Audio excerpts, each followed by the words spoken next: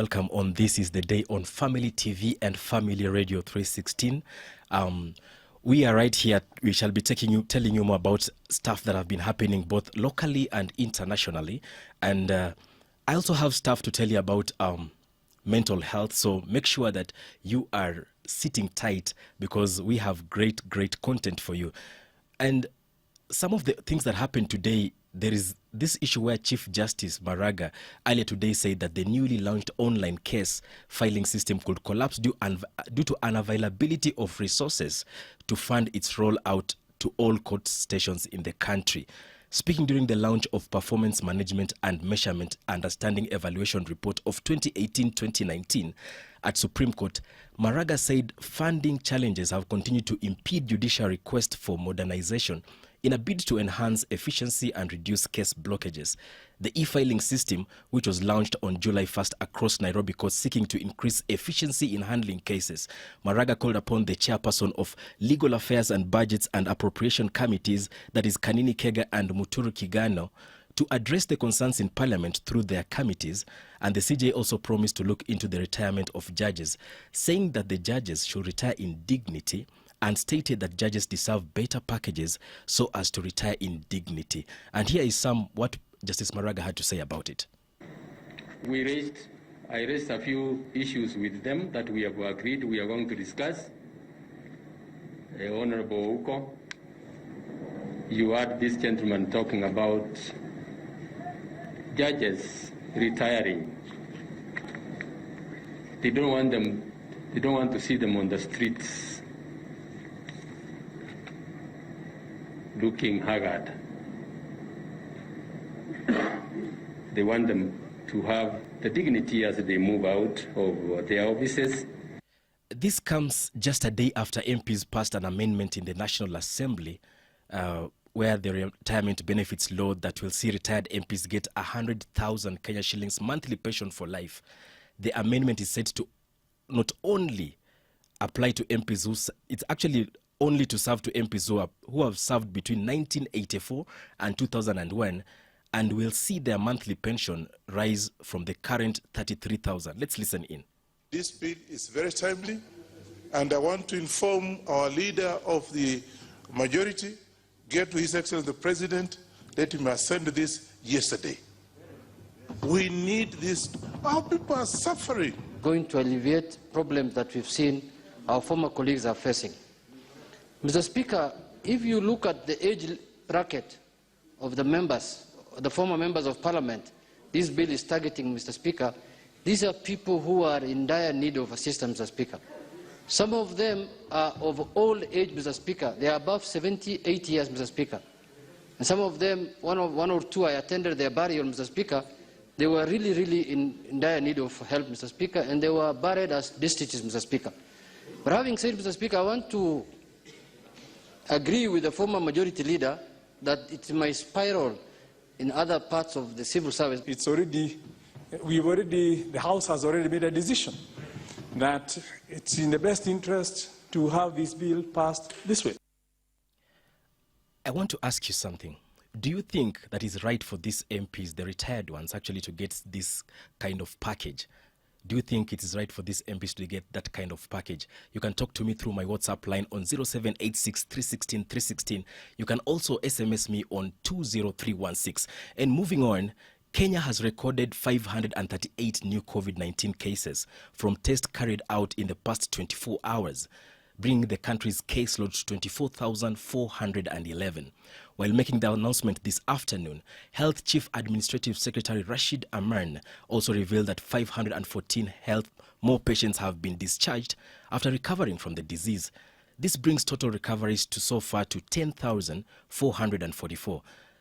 Among the recoveries, 431 were from the home-based program, while the others were from various hospitals. Let's listen in. Today, we have 538 people who have tested positive after testing 6,195 samples over the past 24 hours. This brings our caseload of COVID positive persons to 24,411. and our cumulative tests that we have conducted so far to 335,318. From these 538 cases, 516 are Kenyans and 22 are foreigners. 333 are males, 205 are females. The oldest is 85, the youngest is a 2-year-old baby. I am delighted to inform you that at the same time, 514 patients have been released after recovery from the disease. 431 of these recoveries are from the home-based care program, and 83 have been discharged from various hospitals, bringing the total number of recoveries to 10,444. At the same time, we are saddened to note that we have lost 8 patients to the disease, bringing our fatality to 399. Of these 8 patients, 6 of them had underlying conditions. Only 2 did not have any underlying condition. I just want to reiterate the question that I asked you earlier. Do you think that our MPs and our judges should be getting the monthly pensions for the rest of their lives? Do you think our MPs and our judges should be getting their monthly pensions for the rest of their lives? Remember, you can reach me on WhatsApp on 0786 316 316, or you can SMS me on 20316. Remember, you're watching Family TV and you're on Family Radio 316, where the music does the talking.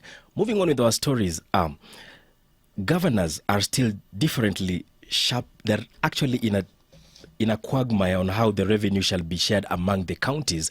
And on one hand, Vihiga Governor Wilberforce Otichilo says the proposed formula will see his county lose out and now wants it reviewed. His Kiyambu counterpart, James Nyoro, says the delay in solving the impasse is affecting delivery of services at the grassroots level. Let's listen to what they had to say. Sisi ndio county peke yake kwa high potential areas ambao tukitumia hii formula tutapoteza. Na ndio tunasema kwamba lazima waangalie upya. Na Vihiga ijapokuwa tuko kwa high potential areas, lakini kwa kusema kweli tuko na changamoto kubwa. Eneo kubwa la Vihiga 30 to 40% ni la milima.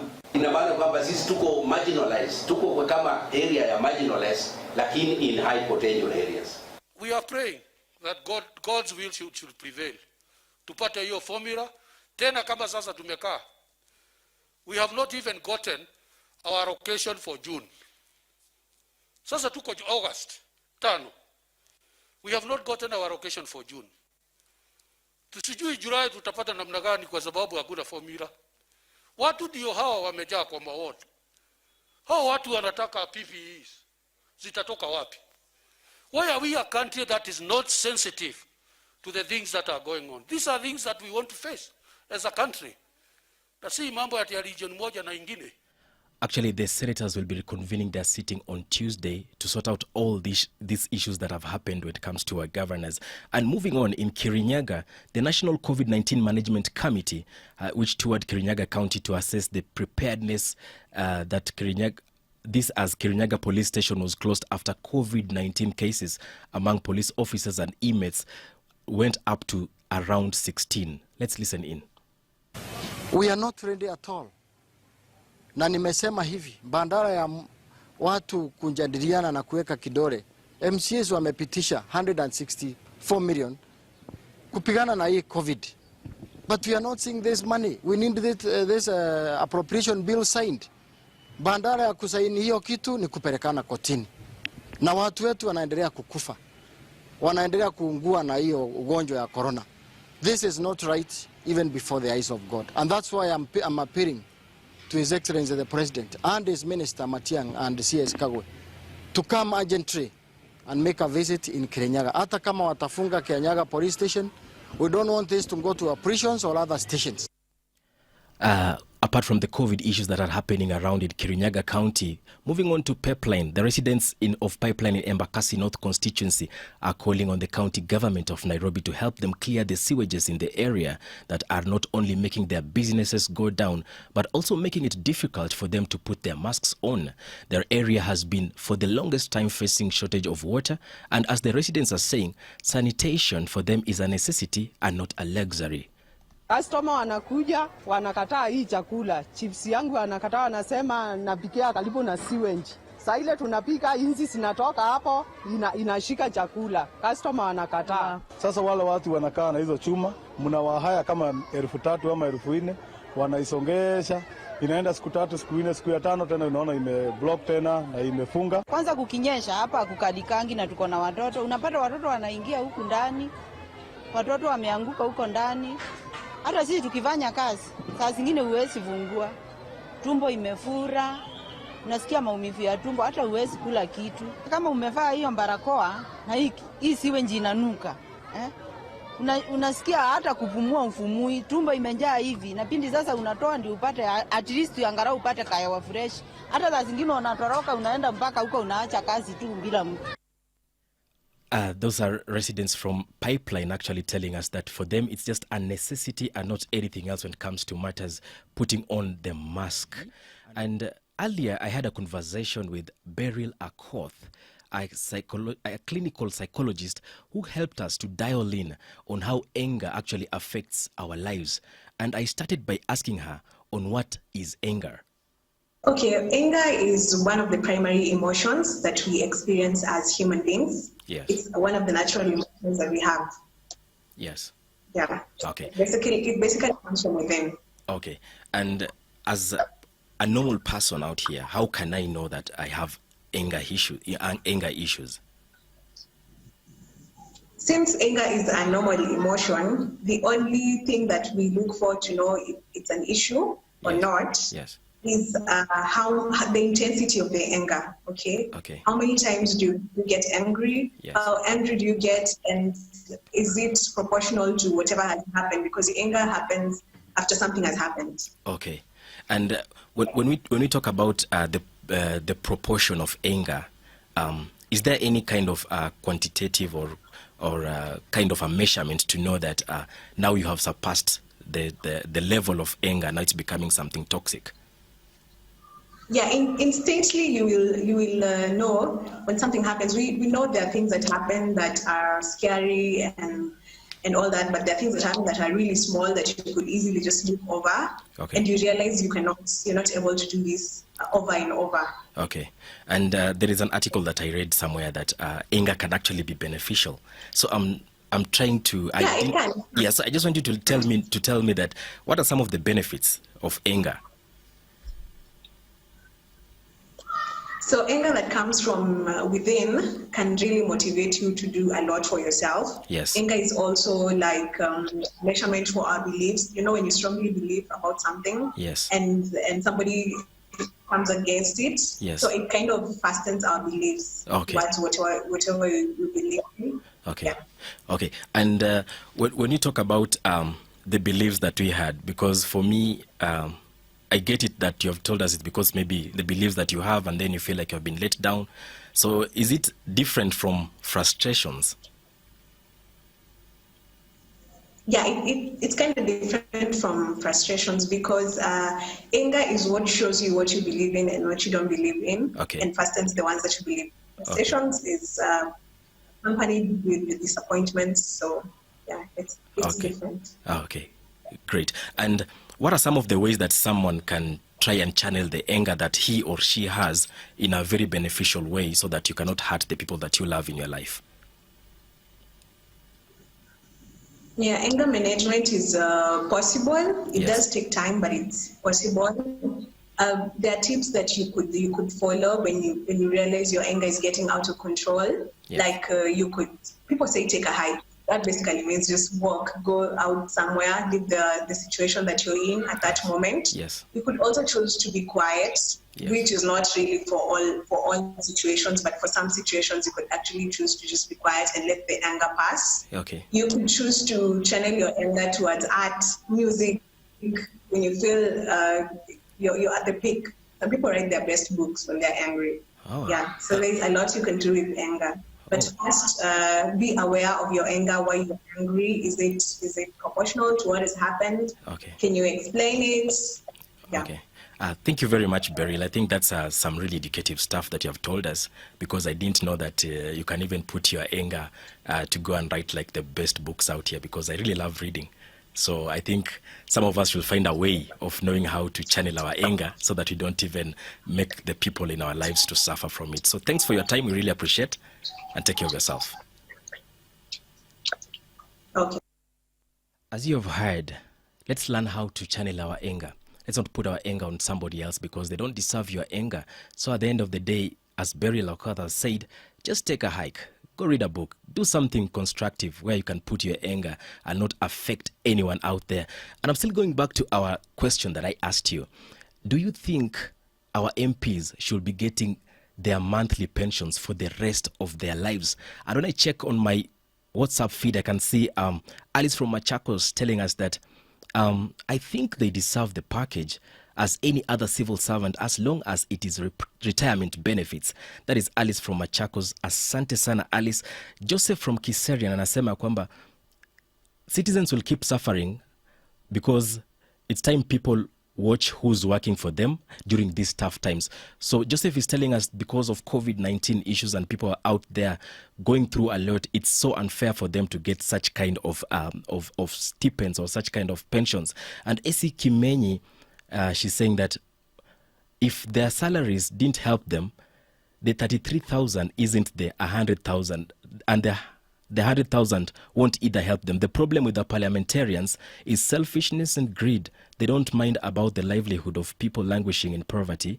If they had the same enthusiasm towards development, imagine food security will be a problem. Esi Kimenyi putting out her views over there, telling us that they should learn to put their subjects before them. This is the day. You are with me, Modix Airo, sitting in for Sarah Otieno. And speaking of anger, the heinous rape and murder of an 18-year-old girl in Kikuyu constituency has triggered anger amongst friends and family who are calling for speedy investigations. Felicitas' body was discovered in a maize plantation near her home, and Kiyambu women representative Gathoni wa Mushomba stated that gender-based violence primarily against girls are on the rise, and many cases go unsolved. Let's listen into what she had to say. 14 days, we are coming back here. And I'm going to mobilize these people, and we are going to make sure we deliver justice if serikali hatatupatia justice. It cannot be ati mtoto akitumwa kuchukua chumvi saa moja, hawezi kuchukua chumvi kwa shosho yake, hawezi chukua kitambaa alikuwa ameanika nje. Enough is enough. And moving on, let me ask you a question. Does your child have a phone? Because I'm so sure many children out there, they have a phone or a gadget that they play around with. But 5 school-going girls actually in Narok West sub-county have been married off during this government, during the pandemic time. The 5 aged between 18 and 19 years old agreed with their family to get married once the girls completed Form 4. But the challenges surrounding coronavirus pushed their families to marry off their girls very soon.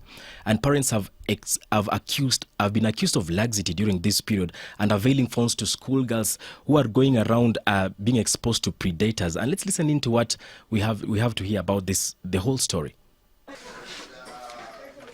Sisi kama chifu tunapata changamoto kwenda kurudisha hawa watoto kwa sababu kuna wengine wamefikisha miaka na wenye kuna miaka 22, 18 na kwenda mbele. Wazazi wengi waliachilia watoto wao kwa kuwapea simu wakisema wanawasaidia wakati ya kusoma, lakini nilipoona au kama mimi naibu wa chifu niliona kwamba watoto wengi wao wanatumia hiyo kifaa kwa maneno ya elimu.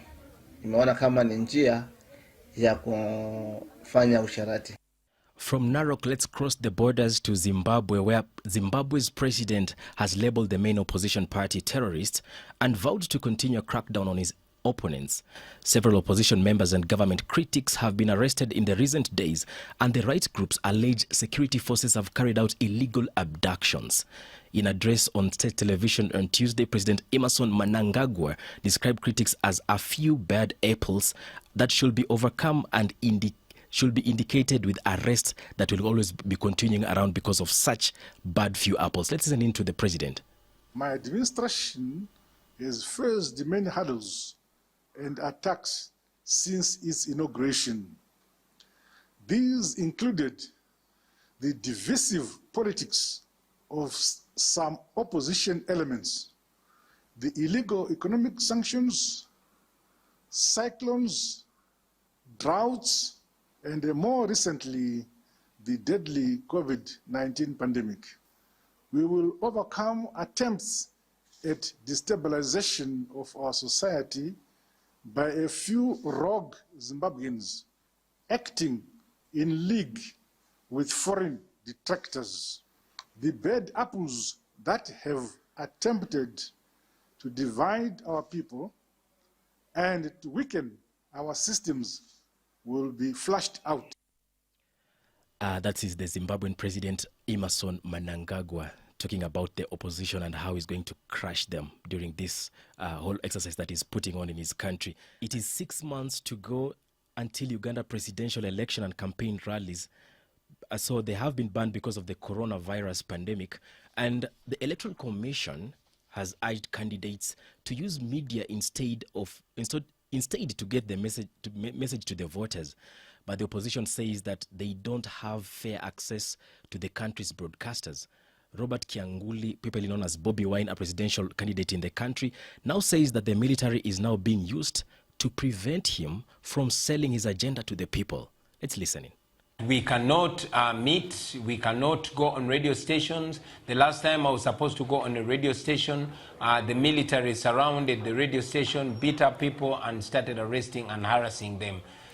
In Uganda, while the regime, the Minister of Health and other people from the ruling party are going around holding mass rallies and mass processions, the people, the members of the opposition, particularly those from the People Power Movement, which is having the National Unity Platform as a political wing, are completely not allowed to express themselves, to meet people, or to have any kind of political engagement. That is the situation in Uganda, although the people of Uganda are fighting back. That is Bobi Wine really struggling so much to be the next president of Uganda. And you know very well the challenges that they face when it comes to matters, elections in that country. And let's move on to Beirut. And Lebanon on Thursday mourned the victims of the most powerful blast in the country's history, with many expressing their dismay at the political establishment over missed warnings on the unsafe storage of volatile chemicals. The enormous explosion ripped through the Lebanese capital of Beirut on Tuesday, killing at least 135 people and injuring 5,000, according to the Lebanon's health minister. Up to 250,000 people have lost their homes as a result of the blast. Prime Minister Hassan Diab declared 3 days of mourning starting on Thursday. Officials said the explosion was caused by 2,750 tons of ammonium nitrate that was stored and secured in a warehouse at Beirut's port for 6 years. Survivors of the Beirut explosion recount the blast and its horrific aftermath. Let's listen in. I'm thinking I should be stabilizing these patients. I should be working on them. But who's going to hold my daughter if I'm doing that? I'm trying to position myself in a way that hides my daughter from seeing complete carnage. I'm telling Iman, my daughter, look at me, honey, just look at mama. I just want you to look straight in my eyes, and we're going to think about our favorite place, the beach. If you feel any liquid on your legs, we're going to think about that like the beach. So obviously I'm talking about blood that's coming out of her legs, and I'm holding I've been through a bomb blast, but the intensity of it felt like nothing else I've ever experienced.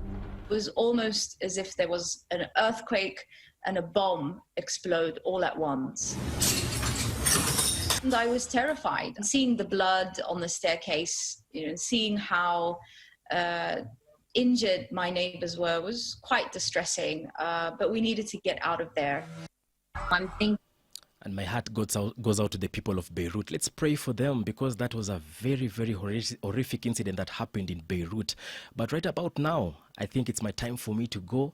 And I have been your host, Modix Airo. But remember, Prayer Circle is coming up with Benjamin Walker, and you can send in your prayer request on 20316 or 0786 316. That's on WhatsApp, 0786 316. And remember, tomorrow morning, wake up early in the morning at 6. You'll be able to catch James Okumu with the morning devotion, wise words in the morning, and I'm so sure that you'll enjoy being fed by this fruit, by the food of the soul.